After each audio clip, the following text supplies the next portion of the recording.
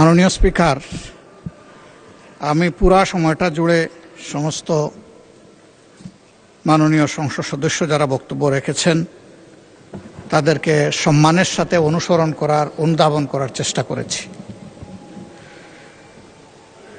দেশ এবং জাতির জন্য সংবিধান এবং এই সংসদ, আমরা কে ট্রেজারি বেঞ্চে আর কে অপোজিশন বেঞ্চে, এগুলো কোনো পার্মানেন্ট জিনিস না।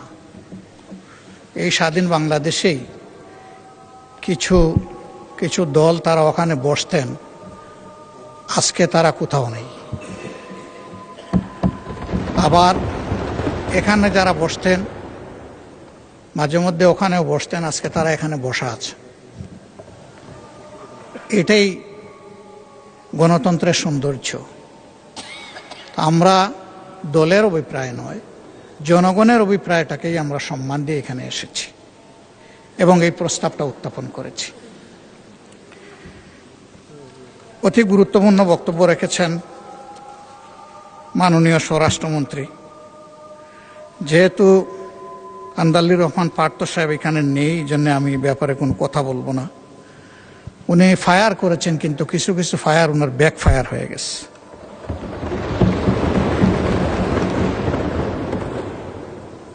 জনাব সালাউদ্দিন আহমদ সাহেব অত্যন্ত বিজ্ঞ লোক। আমি যতদূর জানি তিনি আইনের ছাত্র ছিলেন। আর আমরা ফেসিবাদের আমলে দফায় দফায় সেই আইনের নামেই আমরা ফেসিবাদের ভিকটিম হয়েছি। ওনার পজিশন একজন জ্ঞানী মানুষ হিসাবে, আর আমাদের পজিশন একজন বুক্তা হিসাবে। আমরা বুক করেছি, ভিকটিমাইজড হয়েছি আমরা। তো উনি ভাগ্যবান। না, আপনিও আরো বড় ভিকটিম হয়েছেন, এটাও আমি স্বীকার করি। আমি সবসময় স্বীকার করি যার যেখানে যে অবদান। তিনি ৭৩ সালের পরে অর্ডার যে আইন নয় সেইটার উল্লেখ করেছেন, কিন্তু এর পরে বহু অর্ডারও, বহু অধ্যাদেশ, বহু আদেশ আইনের রূপ নিয়েছে। আজকে যদি সেই সমস্ত সম্মানিত ব্যক্তিদের সম্পর্কে কথা বলি, তারা আজকে দুনিয়ায় নেই। অনেককেই আমরা অন্তর থেকে গভীরভাবে শ্রদ্ধা করি, তাদের প্রতি অশ্রদ্ধা হবে। আমি সেই জায়গায় ফিরে যেতে চাই না।